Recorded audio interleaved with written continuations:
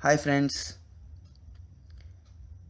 आज की जो ये शॉर्ट स्टोरी है ये बहुत करीब है मेरे दिल के। ये मैंने 2011 में लिखी थी और शायद आपको भी पसंद आए। इस स्टोरी का नाम है अजीब गधा।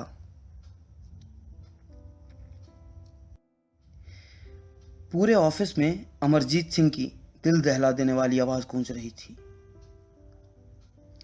25 साल से हूँ इस फील्ड में। अब तुम मुझे सिखाओगे कि मार्केटिंग किसे कहते हैं। ये ऊल जुलूल आइडियाज़ लेके आ जाते हो। तुमसे अच्छा तो अगर मैं किसी गधे को नौकरी पर रख लेता तो वो भी तुमसे अच्छा आइडियाज़ दे देता। ये कहते हुए अमरजीत ने अपने टेबल पे पड़े हुए पेपर्स को कुमार के मुंह पर फेंक दिया। कुमार चुपचाप सा उन पेपर्स को बटोरने लगा। जमीन पर गिरे आखिरी पेपर को उठाने के बाद वो कैबिन से बिना कुछ कहे बाहर निकला। बाहर आते हुए उसकी नजरें झुकी हुई थी। पूरा ऑफिस उसे ऐसे देख रहा था मानो कोई लड़की पुलिस स्टेशन से अपने बलात्कार की रिपोर्ट करवा कर बाहर आ रही हो। 26 साल का कुमार, बचपन से होनहार, कॉलेज का टॉपर, दोस्तों का दोस्त, क्रिएटिविटी का कीड़ा और आइडियाज़ की खान, मगर अपने उसूलों का पक्का। कॉलेज में अक्सर प्रोफेसर्स कहते थे कि कुमार जिस कंपनी में जाएगा उसके तो वारे न्यारे हो जाएंगे।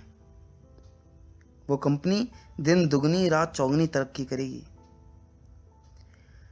देश और दुनिया में कुमार का काफ़ी नाम होगा। और आज 3 साल बाद ये दिन है कि वही कुमार अपने बॉस के कैबिन से गालियां खाता हुआ बाहर निकल रहा है। सच में किस्मत भी कैसे कैसे खेल खेलती है। वैसे तो अक्सर उसे बॉस से बहुत कुछ सुनना पड़ता था, मगर आज तो सारी हदें पार हो गई। अपनी डेस्क पर आकर जैसे ही कुमार बैठा कि उसकी आंखों से आंसू बहने लगे। यूं पूरे ऑफिस के सामने इतनी बेइज्जती, भला किसे पसंद होगा ये सब। और वो भी तब जब उसकी ऋचा भी उसी ऑफिस में हो। ऋचा, कुमार की दोस्त, हमदम, मेंटर, प्यार, सब कुछ ऋचा ही तो है। पिछले 3 सालों से दोनों इसी ऑफिस में साथ हैं। कॉलेज का साथ था कुमार और ऋचा का। पहले दोस्ती और फिर प्यार, फिर एक अटूट रिश्ता। शाम को रोज की तरह ही ऋचा और कुमार दोनों सरदार जी के चाट कॉर्नर पर पहुंचे। मगर आज कुमार बिल्कुल खामोश था। जिंदगी भले ही कितनी भी चुनौतियां क्यों ना दे, कुमार हमेशा मस्त रहता था। उसे कामयाबी की भूख ही नहीं थी। वो छोटी छोटी चीज़ों में खुशियां तलाशता था और उसे ऋचा के साथ के सिवा कुछ भी नहीं चाहिए था। ऋचा ने पहले बहुत मजाक करके कुमार को चेयरअप करने की कोशिश की, मगर कुमार तो जैसे आज अमरजीत की बातों को दिल पर ही लगा के बैठ गया था। आखिरकार ऋचा सीरियस होकर बोली, तुम्हें तो पता है ना कितना कमीना है वो, और तुम्हारे ब्रिलियंट आइडियाज़ की उसे समझ ही नहीं है, ना उसे कभी समझ आएंगे। तुम अपना मूड खराब क्यों कर रहे हो। वो तो रोज ही। ऋचा की बात अभी पूरी भी नहीं हुई थी कि कुमार अपनी सारी फ्रस्ट्रेशन, अपना सारा गुस्सा उसी पर निकालते हुए बोला, रोज रोज की बात और है। रोज और आज में बहुत फर्क है ऋचा।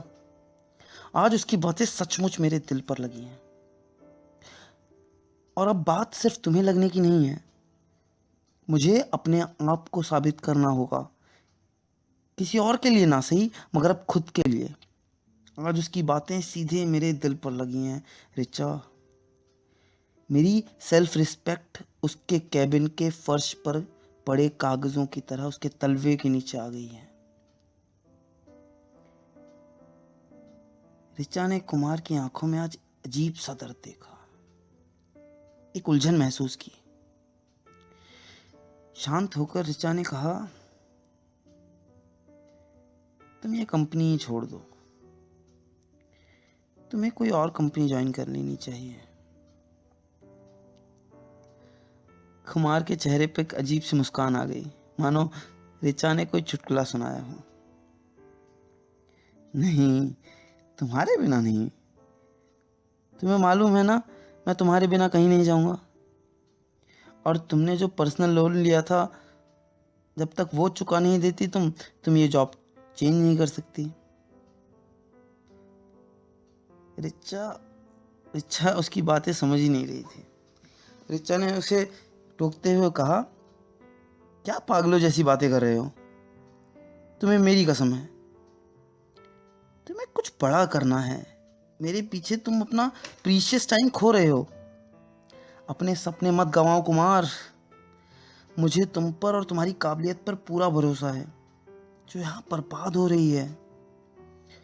अगर तुमने कहीं और ट्राई नहीं किया ना, तो मैं सच कह देती हूँ, मैं नौकरी छोड़ दूंगी। भाड़ में गया पर्सनल लोन। कुमार ने उसका हाथ थामा और कहा, नहीं, तुम ऐसा कुछ नहीं कहोगी। रिचा ने भी उसका हाथ झटक दिया। तो फिर मेरी बात मान लो, कह ही देती हूँ। कुमार ने कुछ नहीं कहा, वो बस उठा और चल पड़ा। रिचा भी पीछे पीछे चल दी। दोनों ने रास्ते में फिर और कोई बात नहीं की। रिचा को घर छोड़कर कुमार अपने घर आ गया और रात भर जॉब चेंज के बारे में सोचता रहा। सूरज निकला, और हाँ, पूरब से ही निकला, मगर कुछ तो अलग था आज के दिन में। कुमार फॉर्मल्स में इंटरव्यू देने के लिए तैयार खड़ा था। जी हाँ, उसने रिचा की बात मान ली थी। सच ही है, अगर प्यार की ताकत आपके साथ हो तो फिर कोई भी मुश्किल नहीं रह जाती। कुमार ने इंटरनेट से 4-5 कंपनियों के पते भी निकाले थे। उसे खुद पे भरोसा था और ऊपर वाले का नाम लेके वो अपनी पहली कंपनी में इंटरव्यू के लिए चला गया। करीब आधे घंटे तक जांच पड़ताल हुई। डिग्री और अवार्ड्स देखकर कोई कैसे इंप्रेस ना होता उससे। आखिरकार कुमार टॉपर था, अपने बैच का गोल्ड मेडलिस्ट। मगर इंटरव्यूज़ तो शायद कुछ कंपनीज में एंटरटेनमेंट के लिए रखे जाते हैं। कुमार को जॉब नहीं मिली। जी हाँ, जॉब नहीं मिली। कारण बताया गया, नो वैकेंसी। हाँ, क्यों नहीं, वैकेंसी तो सिर्फ सोर्स वाले लोगों के लिए होती है ना। मगर कुमार निराश नहीं हुआ। निराश होना उसने सीखा ही नहीं था। कुमार दूसरी कंपनी की तरफ बढ़ा। वहाँ भी उसकी डिग्री, अवार्ड्स, गोल्ड मेडल, सब ने अपना जादू बिखेर दिया। मगर शायद वो काफ़ी नहीं था। कुमार के पास कोई क्लाइंटेल नहीं थी। मगर कुमार ने हार नहीं मानी। वो एक के बाद दूसरी, दूसरी के बाद तीसरी, एक एक करके सारी कंपनियों में जाता रहा। मगर कहीं नो वैकेंसी तो कहीं नो क्लाइंटेल, कह कह कर उसे भगा दिया जाता।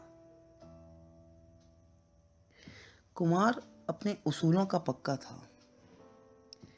उसे क्लाइंट्स को परसेंटेज देकर कंपनी के साथ जोड़ना सही नहीं लगता था, बल्कि वो नए आइडियाज़ के बलबूते, क्लाइंट्स को लाना चाहता था। आखिरी कंपनी में जाने से पहले कुमार टूट चुका था। जी हाँ, वही कुमार जो कभी निराश नहीं हुआ करता था, वो भी इस दुनिया के अजीबो-गरीब अंदाज देखकर निराश हो चला था। मगर अभी एक आखिरी उम्मीद बची थी, वो इस कंपनी में भी चला गया। कुमार की फाइल्स देखने के बाद उससे फिर वही सवाल, कैसे लाओगे नए क्लाइंट्स? ये डिग्रियां बस कॉलेज तक अच्छी लगती हैं और ये अवार्ड्स घर में सजाने के लिए ठीक हैं, मगर असल दुनिया बिल्कुल अलग है मेरे दोस्त। तुम्हारे पास ऐसा कोई क्लाइंटेल भी नहीं है, भला कैसे लाओगे क्लाइंट्स? सर, मैं अपने आइडियाज़ के दम पर लाऊंगा। मेरी मार्केटिंग स्ट्रेटजीज, मेरे आइडियाज़ आप देखिए तो सही।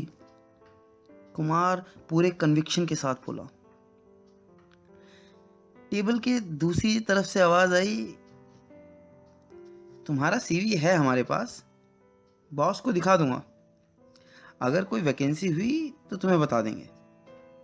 You can leave for now. Kumar के पास और कोई चारा ही नहीं था। उसे अपने उसूलों और इस सिस्टम पर बड़ा गुस्सा आया। अभी जैसे ही उसने मेन गेट पार किया कि एक गार्ड भागता हुआ उसके पास आया और कुमार को पीछे कंधे पे थपथपी दी।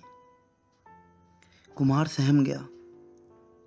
उसे लगा कि कहीं इतने गुस्से में कंपनी के मालिक या किसी को गाली तो नहीं दे दी उसने, कहीं कोई बुरा तो नहीं मान गया। गार्ड बोला, तुम्हारा नाम कुमार है? हाँ। आपको बड़े साहब ने ऊपर बुलाया है। अपने सहमे हुए चेहरे के साथ कुमार मालिक के कैबिन तक पहुंचा। उसे डर था कि कहीं मालिक ने उसकी बातें तो नहीं सुन ली। 50 साल के अभिषेक अवस्थी जी कंपनी के सीईओ हैं। उन्होंने कुमार को बैठने को कहा और बात आगे की। 15 लाख का पैकेज, कंपनी की तरफ से गाड़ी और 3 BHK फ्लैट। इसके अलावा अगर कोई और मांग है आपकी तो बता दीजिए। You are hired mister Kumar. Kumar शायद हार्ट अटैक से मर ही जाता, मगर किसी तरह से खुद को संभालने की कोशिश की। फिर बोलने की हिम्मत भी जुटाई तो बस एक लफ्ज मुंह से निकला, क्या? अवस्थी जी ने उसकी हालत समझते हुए कहा, अरे बच्चे परेशान क्यों होते हो? तुमने सही सुना है। शायद तुमने ये सब सोचा नहीं होगा, इसलिए थोड़े हैरान हो। अच्छा, ये लो पानी पियो पहले। कुमार सामने टेबल पर पड़ा पानी का गिलास एक घूंट में गटक गया। अवस्थी जी ने बात आगे बढ़ाई, पहले तो ये बता दूं कि ये कोई सपना या कोई भद्दा मजाक नहीं है। अच्छा, तुम्हें एक किस्सा सुनाता हूं। दरअसल 2.5 साल पहले मेरी हालत बहुत खराब थी। मेरी मैनेजर की जॉब छूट चुकी थी। नौकरी के नाम पर मारा मारा फिर रहा था। एक रोज़ एक कंपनी से इंटरव्यू के बाद मैं बुझा बुझा सा बस में वापस आ रहा था कि अचानक मेरी नज़र अपने साइड की सीट पर पड़ी एक फाइल पर पड़ी। मैंने बस में बैठे सब लोगों से पूछा, मगर वो फाइल किसी की नहीं थी। मैंने फाइल खोली तो पाया कि उसमें तो मार्केटिंग के ऐसे ऐसे नायाब आइडियाज़ हैं कि जिन्हें देखते ही लगा कि मेरे हाथों अलादीन का चिराग लग गया हो। आज उन्हीं आइडियाज़ की बदौलत मैं इस कंपनी के सीईओ की पोजीशन तक पहुंच पाया हूं। कुमार थोड़ा कंफ्यूज सा बोला, तो मैं। अवस्थी जी ने जोर का ठहाका लगाते हुए अपने टेबल की साइड वाली दराज से एक फाइल निकाली, पुरानी सी, मिट्टी लगी हुई, और कुमार को दे दी। कुमार ने जैसे ही फाइल खोली तो उसके होश फाख्ता हो गए। फाइल पर उसका नाम और दस्तखत थे। हाँ, ये वही फाइल थी जो कि कुमार से बस में गुम हो गई थी। कुमार के लिए इसमें पड़े आइडियाज नॉर्मल थे, तो उसने ज़्यादा कोशिश भी नहीं की थी उस वक्त फाइल को ढूंढने की। आज तो उसके पास और भी बेहतरीन आइडियाज हैं। अवस्थी जी ने आगे बताया, मैंने बहुत कोशिश की तुम्हें ढूंढने की, मगर सिर्फ एक नाम और दस्तखत से तुम्हें ढूंढ पाना बहुत मुश्किल था। आज जब तुम्हारा सीवी मेरे हाथ लगा तो मेरी तलाश खत्म हो गई। ये लो अपना offer letter. Kumar offer letter को अपने हाथ में लेकर निहारने लगा, और उसके जहन में बस एक आवाज गूंज रही थी, अमरजीत सिंह की आवाज। 25 साल से हूं इस फील्ड में, अब तुम मुझे सिखाओगे कि मार्केटिंग किसे कहते हैं? ये ऊल जुलूल आइडियाज लेके आ जाते हो। तुमसे अच्छा तो अगर मैं किसी गधे को नौकरी पर रख लेता तो वो भी तुमसे अच्छा आइडियाज दे देता।